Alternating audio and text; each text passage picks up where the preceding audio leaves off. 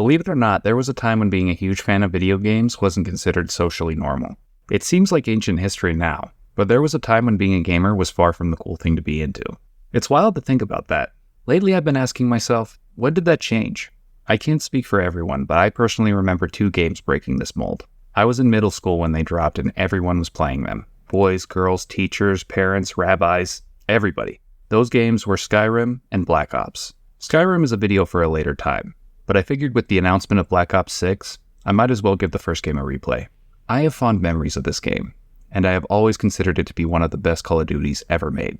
It will be interesting to see if that sentiment holds up, because despite playing this game religiously when it first dropped, I haven't given it a god-honest playthrough in the better part of a decade. Let's see if the game holds up to modern eyes. How's the story? We're late.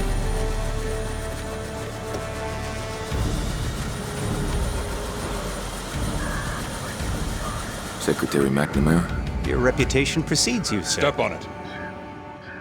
Black Ops opens with the interrogation of our lead character, Alex Mason. Mason was involved in some highly classified U.S. military operations during the 1960s and 70s. He even spent some time in the USSR as a Gulag prisoner. Not only that, Mason is seeing and hearing numbers that are of great interest to the U.S. government. It's hard to say what's going on, and the shadowy figures interrogating him aren't giving him many answers. So Mason and the player will be forced to uncover the truth through flashbacks. Flashbacks that include some of the most remarkable period locations and appearances from profound figures of Cold War-era history. Black Ops is a blast to play nowadays.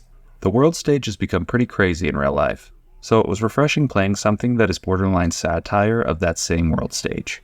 It's not satirical in a ha-ha type of way.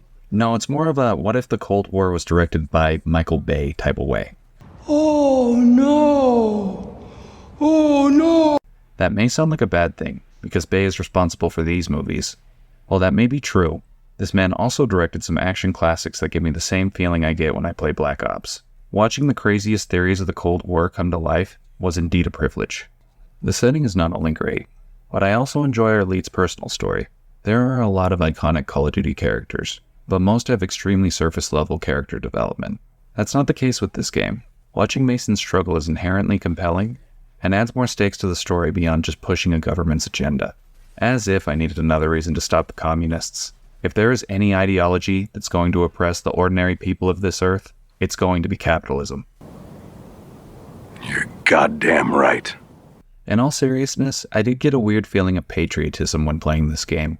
I don't think that was the message I was supposed to draw from the story, but I'm just being honest. It's kind of ironic that the writers were able to flip me back to a God-fearing American, considering World at War had me signing up for the Union. I'm learning that I may be easily manipulated, so if any country needs a Manchurian candidate, I'm taking applications. What? I'm unemployed and this economy is tough. You should have seen my last gig. I sucked it for cock! I'm getting a little off the rails, so let's focus up for the conclusion of the story section. Black Ops is campy in all the right ways. It has a fantastic setting to house its narrative, and that same narrative is full of fun revelations that sometimes turn into thought-provoking comments on real-world conduct of the world's most powerful countries during one of the most contentious periods in history. I've been a bit more vague on the story section than I usually am, but if you haven't played Black Ops and by some chance this video inspired you to do so, I'd like you to come to the same revelations I did over a decade ago. If you're not sold with the story, let's look at the gameplay.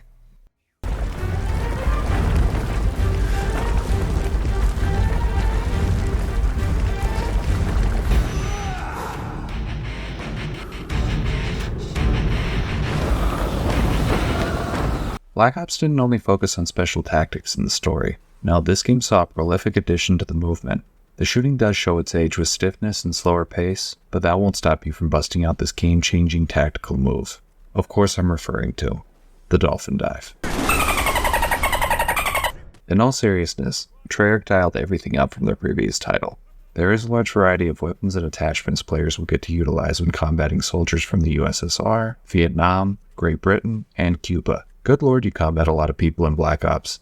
You're gonna need some help, and fortunately, you have it with the game's NPCs. I saw some of my team actually contribute a couple of times. Not in significant ways, but a contribution nonetheless. There was a point when a member of my squad was sprinting into rows with reckless abandon, kind of like that scene with Robert Downey Jr. in Tropic Thunder. Cover me, you lip dick fucker! Eat your food! I see you! If you pick the higher difficulty modes Hardened or Veteran, Black Ops is going to be challenging. I personally like Hardened because it feels the most balanced. While they did remove the grenade spam seen in World at War, Call of Duty on Veteran during this time period was still ball-busting, and that wasn't going to change for a few more years.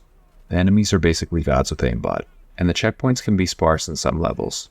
Not all of them, they're pretty generous in most levels, but there's a few parts that have me pulling my hair out. My point is, why fight with a game when you don't have to? The campaign has so many incredible set pieces that run in-engine. There's a risk of those set pieces becoming sour if you have to repeat them over and over again. That's just my opinion though, maybe I'm being a pussy. What? No! Man, this campaign really is a blast. The level variety was crazy, and there's more to expect than just shooting galleries. Things like breaching and vehicle sections spiced up stretches that started to feel redundant. I did compare this game to a Michael Bay film, but there may have been one or two scenes that would make even Mr. Bay blush. Only with envy, of course. I don't think the Prison Break in The Rock compares to Verkuda, and that's saying something because The Rock is dope. As Sean Connery, after all. But Black Ops is nothing to scoff at. I want to expand on the shooting and weapons a bit more in the multiplayer section. Not only that, Black Ops has some of my favorite zombie maps ever. So let's dive in. We've taken the lead. RCXD ready for deployment. Friendly RCXD inbound. Call of Duty was cooking at this time. They were basically the undisputed kings of the shooting genre back then. Some might say it was still Halo because Reach was released at that time, and I may be able to agree with that from an overall quality standpoint, but when it comes to sales and player numbers, Reach couldn't touch Black Ops. That wasn't just due to name recognition either. Black Ops had a robust multiplayer that was full of content and was regularly updated with map packs. Those map packs are still full price on digital platforms, by the way. Yeah, I'll discuss that later. I'm enjoying this nostalgia trip into the multiplayer. The maps in this game were a blast and the variety was insane. There were 26 of them on offer when the game's lifecycle concluded. Players would combat one another on maps fitting the Cold War theme, like war-torn Soviet bases or the actual Berlin Wall. But there are some unexpected ones as well, like one of the best COD maps ever, Nuketown, or an alright map like Stadium. Mid! To keep on topic with the maps, they are very dense, and while some fall into the 3-lane template Call of Duty is known for, that is not the case with most. Because there is a notable juxtaposition between many of the maps, every playstyle will be needed for the player to win, and expect the learning curve to be a little steep. The spawns won't be doing you any favors, that's for sure. I feel like this is how the game decides where you're going to spawn. Now determining best place to spawn.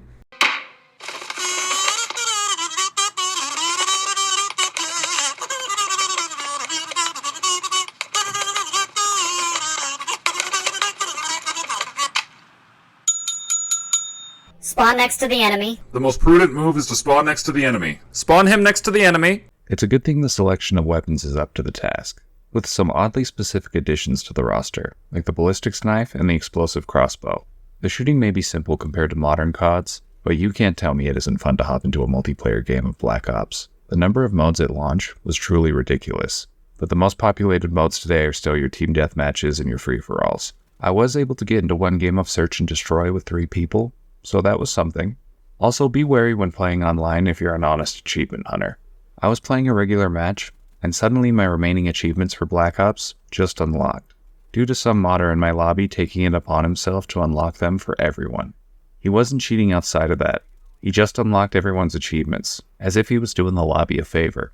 It didn't sit right with me. I felt like that kid with the avocado.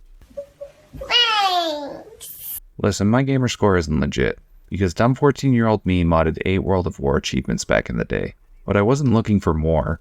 I would like to think that Barry Bonds laid off the juice when he was investigated by the MLB. I feel like that's a fitting metaphor, right? It's the same thing. Back up off those pills, Barry! Customization is vast, with players being able to customize their different guns with camos that can be purchased with in-game currency that is earned after each multiplayer game. The addition of in-game currency led to some badass wager matches, but similar to most of the other modes, I couldn't get any of those games going. Customization doesn't stop with the guns though. There's some great perks for fine-tuning your class, and the pro upgrade mechanic for Modern Warfare 2 carried over, to allow even more depth to your playstyle. You'll have to use the in-game money I mentioned to buy everything, but there are plenty of challenges to get you money, and XP to help you climb the prestige ladder. Jumping back over to the cosmetic side of things, the game includes a detailed emblem creator. Players could even put their created emblem on their weapon, which is cool. There used to be a lot of creative emblems from players, but now it's largely devolved into racist caricatures, and how do I put this? It's a long gander at the anus. I'd show you, but some of them are very detailed, and I'd like this video to stay up if at all possible. At least I have some fun kill streaks to use on these incels. Some of them were a bit OP, if I'm being completely honest. I love hopping in the chopper gunner as much as the next guy, but if those poor bastards didn't pack anti-air, they're gonna have a rough go. Well, I guess that's their problem. If you're the pacifist type, you don't have to take your anger out on real players. There's a full section of the multiplayer you can customize with bots. This mode has a separate profile from the regular multiplayer, so it's a little annoying to have to buy everything over again, but I feel like making the AI players share my friends' gamer tags makes up for it. Plus, if I have an amazing match, I can watch it back in the game's well-made theater mode. You can even put your clips on a file share for the incels to see.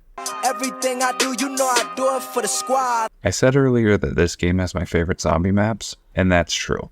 I had a blast revisiting the haunted theaters of Kino and the creative atmosphere of Ascension. Ooh, Moon, come on, killing zombies in space? This map may have my favorite Easter egg, and it had a mind-blowing cliffhanger. And how about Call of the Dead? What a love letter to George Romero's films. With a fun celebrity cast. This game also introduced Dead Ops. Who doesn't love twin-stick, top-down arcade shooting? Okay, Shang sucks. It's debatably the worst zombie map ever made. Are you happy? Jesus Christ. It really is bad, though. I hated how close everything was in this map. It makes it almost impossible to slip zombies. And don't get me started on the napalm or shouting enemies. This map is widely hated as well. I had to beg my friend to play it with me so I could get footage for this video. No,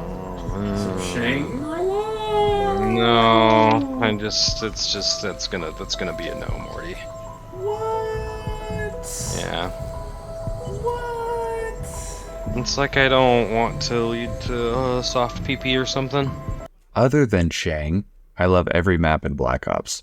I don't see former presidents and a Latin dictator gearing up to kill the undead in any other Call of Duty. Do not pray for easy lives, my friends. Pray to be stronger men. The first Black Ops truly felt like a renaissance of zombies for Call of Duty. New perks, wonder weapons, and enemies were added to the mode. This was when Treyarch also started focusing more on the Easter eggs. You know, before they overcooked the mode entirely. It may be an unpopular opinion, but I preferred it when the maps weren't fully built around the Easter eggs. It felt easier to just jump in and play back then. It's hard to get all my friends with full-time jobs online to run those later Black Ops maps. This is the Goldilocks zone for me when it comes to killing zombies. It brings me happiness, and that same happiness translates to the presentation. Do not point that weapon at me, Russian dog!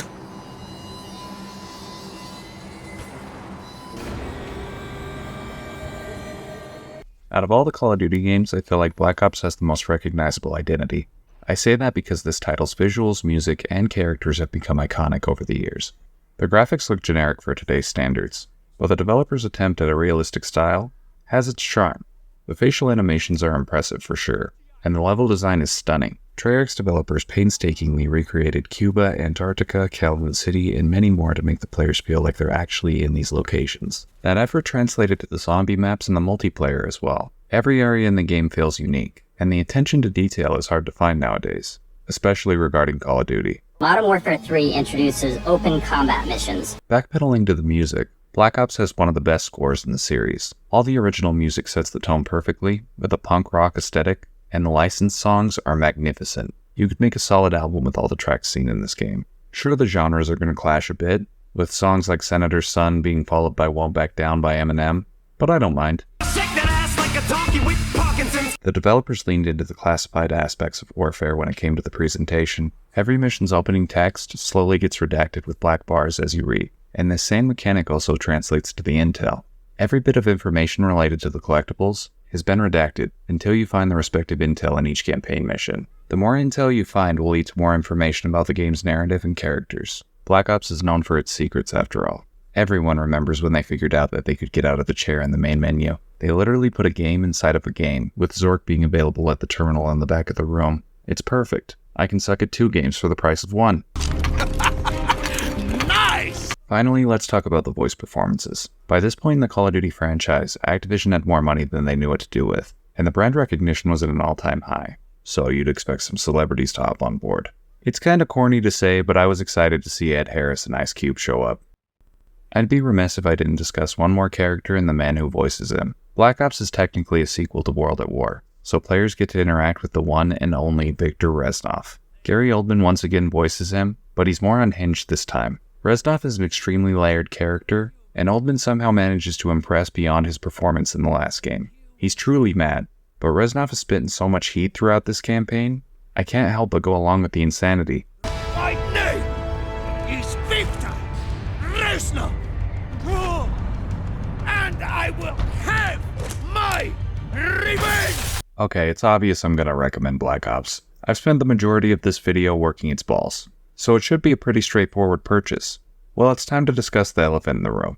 If you want this game for the campaign and the campaign alone, you can pick it up secondhand for dirt cheap, or wait for a digital sale and get it for about 20 bucks. When you put it in that context, the price is fair. We run into problems if you want more than the base game. It becomes unreasonable when you start looking at the typical cost of the game's expansions and how much the base game goes for when it's on sale. If there's not a sale going on and you want everything Black Ops has to offer, you will be expected to pay at least $100. This game is over a decade old, and it's incredibly disingenuous for them to charge that much. Playing the devil's advocate here, that price makes a little bit more sense in 2024, considering the servers are healthy and monitored now on console, but how long is that going to last? And that's not really a positive if you bought the game on Steam. You can set up Plutonium, but that's your only safe option.